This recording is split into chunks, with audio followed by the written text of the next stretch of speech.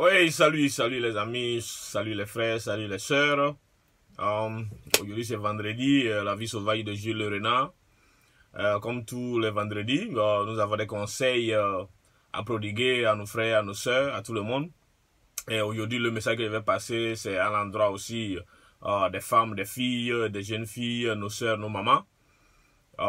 Parce que ce constat que je fais, c'est amer, c'est triste, mais c'est une réalité.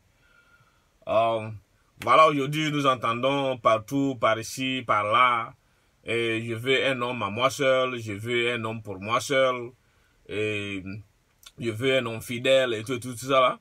Alors que vous-même vous n'êtes pas pour vous seul. Vous-même vous n'êtes pas pour vous seul, c'est ça la réalité. Et qu'est-ce que je voudrais dire par là?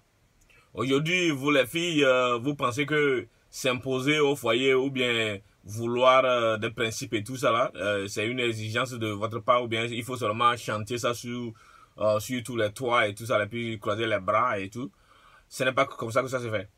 Pour s'imposer tout ce que vous voulez imposer à un homme, ça dépend de votre caractère. Ce n'est pas chanter sur les toits et tout, sur les toits et puis partout, qui va résoudre votre problème. Parce que vous, d'abord, en venant au foyer, vous n'apportez rien. Vous n'apportez rien puisque votre boboyo, je vais parler de votre entrejambe. Voilà, c'est tout ce que certaines, bon, je ne vais pas dire que c'est toutes les filles plutôt, ou bien toutes les femmes, ou bien toutes nos mamans et tout ça là. Mais aujourd'hui, le constat est amer, mais la majorité, et vous n'apportez rien au foyer.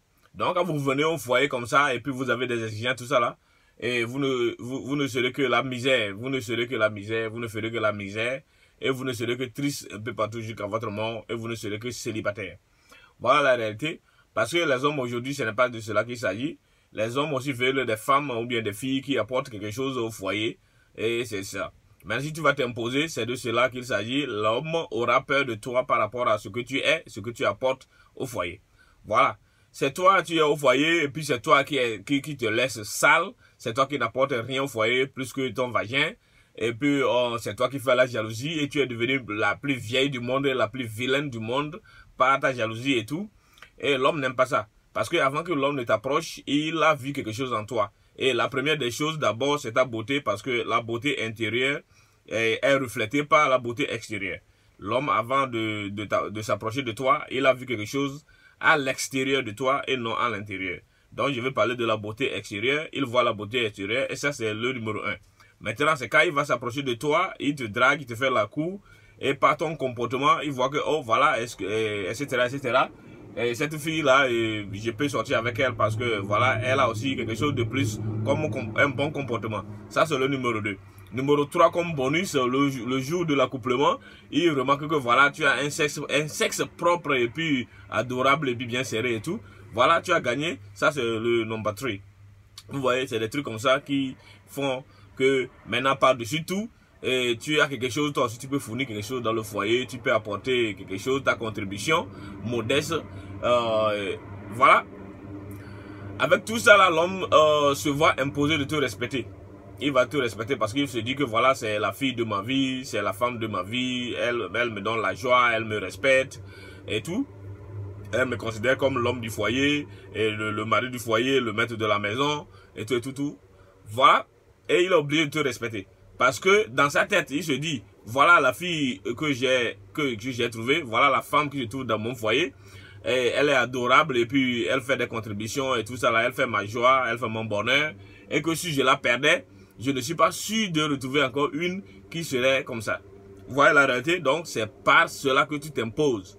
Ce n'est pas seulement rester avec de la bouche et crier sur tous les toits un peu partout, chanter comme des coqs et puis dire que voilà, je veux un homme pour moi seul, je veux ceci ou cela, je veux ceci. Ben, qu'est-ce que toi tu apportes au foyer? Qu'est-ce que tu fais pour que l'homme te respecte?